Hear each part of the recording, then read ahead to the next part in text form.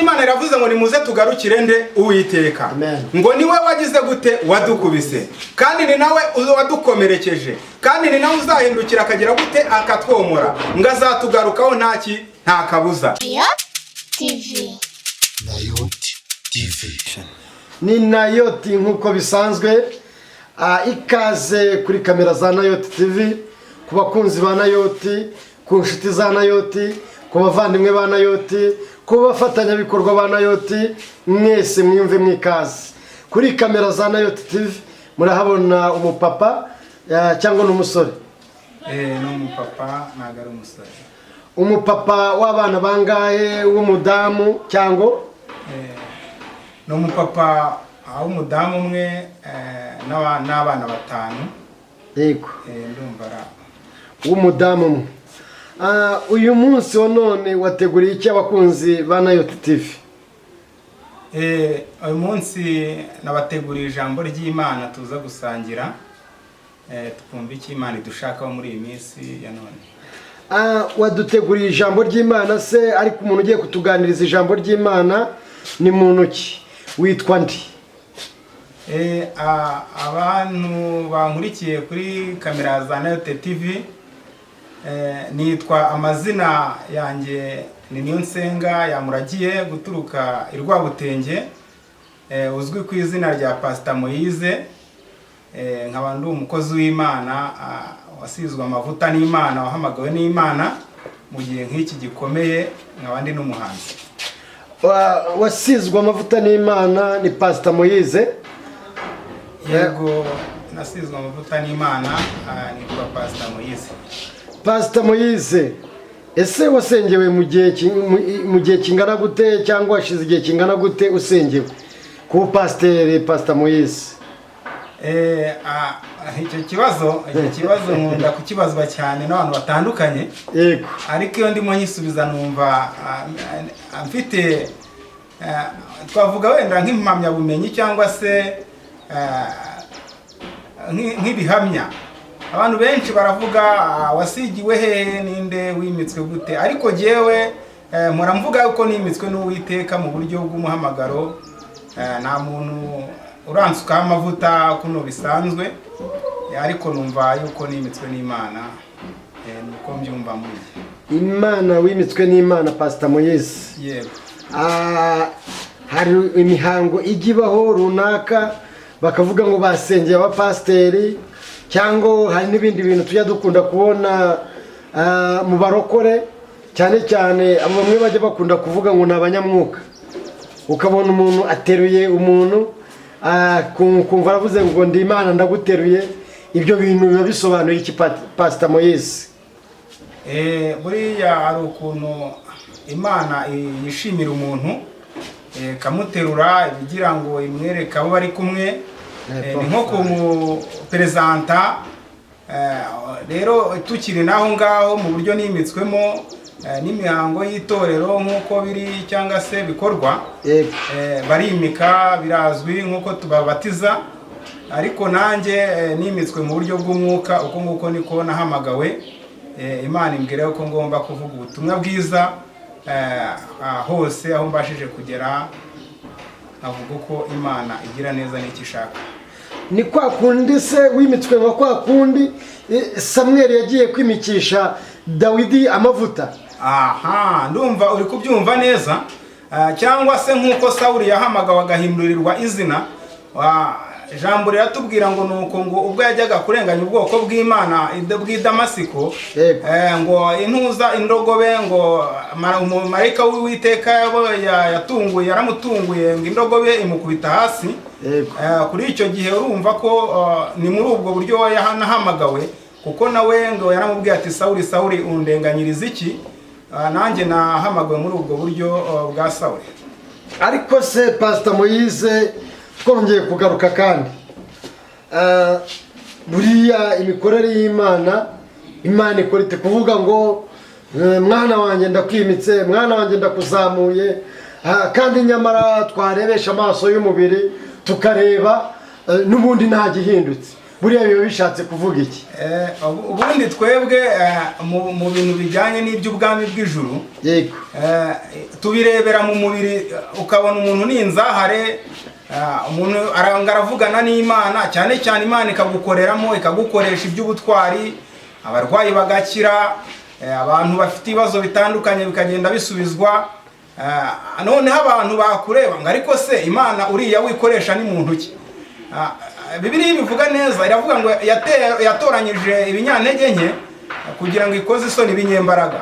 yego, buriya ni ukuvuga ngo ihamagara abadakomeye ikabakomeza, kandi igakorana n'abanyantege nkeya kugira ngo ibahe imbaraga. Nk'urugero, yego, yabwiye Gideyoni ngo ngwino wa munyembaraga we. urumva yuko natwe rero ni muri urwo rwego tuba twarahamagawemo. buriya nubwo yavugaga ngo ni umunyantege nke Gideyoni, ariko yabonaga ari umunyembaraga. Nk'uko wabivuze ati abantu gutya na gutya, Gideyoni yisekuriraga ingano mu muvure, abantu bakabona yarasaze. Bamufataga nk'umuntu mbese uri inyuma y'abandi. Wenda tuvuge nk'urugero, hari ukuntu umuntu aba ari inyuma, bakavuga baturiya wenda niba tugiye kugira gutya burya ateri ko uriya muntu twari ikintu twamufasha. Ariko urumva mu buryo bw'umwuka Imana yamubonagamo imbaraga yuko yanakorana nawe. Niyo mpamvu yamubwiye ngo Gideyoni wa munyembaraga we, nakwitegereje nasanze ngomba gukorana nawe. Abantu babonaga Gideyoni ari umunyantege nke, ariko Imana yo yamureba ikabona ari umunyembaraga. Bisobanuye yuko uko abantu bareba ntabwo ariko Imana ireba. Urugero nkanjye, ushobora kundeba gutyo ukabona ndi umuntu woroshye, yego, wenda utayobora n'isibo, ariko ubu ngubu ndi ambasaderi w'ijuru. Ambasaderi w'ijuru. Ubu ni ukuvuga ngo nshinzwe kwamamaza ubutumwa bwiza bwa Yesu Kristo. Ni ukuvuga ngo mpagarara ijuru mu isi. Ubwo rero ni ukuvuga ngo mba narabisigiwe amavuta n'ijuru, kuko ryicara rikavuga ati dore umukozi wacu ari gukora uko dushaka. Mbese ni ukuvuga ngo umukozi w'Imana washyizweho n'ijuru aba afite na sapoti n'uburinzi, kuko aba ari mu kazi yatumwe n'Imana. Aba ari mu kazi yatumwe n'Imana. Pastor Moses, uyu munsi wa none watubwiye ko waduteguriye cyangwa wateguriye abakunzi ba Nayote ijambo ry'Imana. Reka dusabe we mwene data Nizeyimana Joseph, umunyamakuru wa Nayote, umukameraman udufasha muri byinshi, nawe kandi yongera abasuhuze ababwira ngo Yesu ashimwe. Nanjye ndabashuje mu izina rya Yesu, amen. Wasenga Imana ugasengera Pastor Moses ugiye kutuganiriza ijambo ry'Imana, kuko ijambo ry'Imana ryo rihora risengeye. Ijambo ry'Imana ni rigari, nawe ukasenga mu magambo make cyangwa mu isengesho rigufi. Turagushimira Uwiteka ko bagenda natwe kandi n'ubukiri kumwe natwe, umukozi no mushyigikira umukoresha by'ubutwari mu izina rya Yesu, amen. Amen. Pastor Moses, nkubwira ngo imbaraga n'amavuta. Murakoze. Uyu munsi rero nk'uko mumbona imbere ya kamera za Nayote TV, nabateguriye ijambo rivuga ngo nimuze tugarukire Uwiteka, niwe wadukubise aradukomeretsa, kandi rero ni nawe uzatwomora. Haleluya. Amen. Turasoma amagambo makeya kandi nanone menshi mu buryo bw'umwuka, aboneka mu gitabo cya Hoseya ibice byaho 6. Turahera ku murongo wa mbere. Aravuga ngo nimuze tugarukire Uwiteka, niwe wadukubise kandi ni nawe uzatwomora. Haleluya. Amen. Ijambo ry'Imana muri Hoseya ibice byaho 6 riratubwiye ngo nimuze tugarukire nde? Uwiteka, niwe wadukubise kandi ni nawe uzatwomora. Azatugarukaho nta kabuza, azaduhembura tumaze kabiri, tuzahaguruka turi imbere ye dushima. Haleluya. Amina. Ijambo ry'Imana riravuze ngo nimuze tugarukire nde? Uwiteka. Amen. Ngo niwe wagize gute? Wadukubise, kandi ni nawe wadukomerekeje, kandi ni nawe uzahindukira akagira gute? Akatwomora. Ngo azatugarukaho nta kabuza. Niyo mpamvu uyu munsi mpamye ntashidikanya yuko ibyo tubamo cyangwa ibyo turimo, byaba ibyoroshye cyangwa byaba bikomeye, Uwiteka arabizi. Haleluya. Uwiteka azi ibikomere ufite. Uwiteka azi intambara urwana, Uwiteka azi ibyo ubamo byose mu buzima bwawe bwa buri munsi. Ariko uyu munsi aratubwira ngo nimuze tugarukire Uwiteka, niwe wadukubise, niwe uzaduhoza kandi ni nawe uzatwomora. Urabugira uti se yadukubise ate? Ushobora kuba uri mu bibazo bitandukanye, ushobora kuba ufite intambara zitandukanye. Ibyo byose Uwiteka arabizi, ibyo byose Uwiteka arabireba. Niyo mpamvu atubwiye ngo noneho nimuze tumugarukire kuko ari we wabiduteje, mbese niwe ubifitemo uruhare. Kuko urebye nk'urugero natanga, urebye Yobu ajya kugeragezwa, Imana, Satani yarabanjije aca imbere y'Imana, aramubwira ati mbese ugira ngo Yobu akubahira ubusa? Ni ukuvuga ngo natwe hari byinshi tubamo ariko Imana ibifitemo uruhare. Ariko uyu munsi bene data, nimuze tugarukire Uwiteka, niwe wadukubise, niwe uzatwomora kandi azatugarukaho nta kabuza. Noneho Bibiliya hepfo aravuga ngo azatugarukaho nta kabuza, ngo kandi azaza ameze nk'imvura isomye ubutaka. Haleluya. Bishatse kuvuga yuko namara kutugeraho, za nguma zose, bya bibazo byose, bwa bukene bwose, za ngorane azazikuraho. Mbese bishatse kuvuga ngo ku buzima bwawe, wowe ukurikiye Nayote TV, wowe ureba kino kiganiro, ku buzima bwawe bwa buri munsi, Uwiteka nakugarukaho, mbese azakubera nk'imvura isomye ubutaka. Bishatse kuvuga ngo iki? Azahindura ubuzima bwawe buhinduke bushya, azabukomeza, mbese azagukomeza kandi azakubaka wubakike. Noneho ngo nawe uzahaguruka uri imbere y'ushima. Haleluya. Bishatse kuvuga ngo uzashima Uwiteka kuko hari aho yakunyujije, hasa nko mu ishuri hari icyo yakwigishaga, mbese kugukomeretsa. Ijambo ry'Imana tujya dusoma rivuga ngo mbaye nkuretseho gato. Ni ukuvuga ngo Uwiteka naho yaba akuretseho gato, hari icyo agushakaho, hari inkomeza mbese hari ukuntu. Umuririmbyi wa 38 aravuga ngo umvugutire uncure.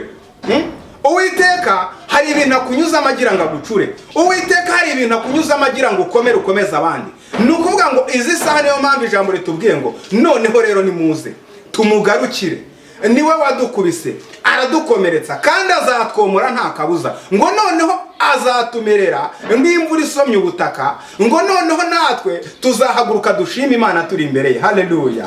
Bishatse kuvuga iki? Rero Uwiteka abasha kugerageza umuntu akamupima. Haleluya. Yamara kubona ashyitse, hanyuma akamugira igikoresho akoresha.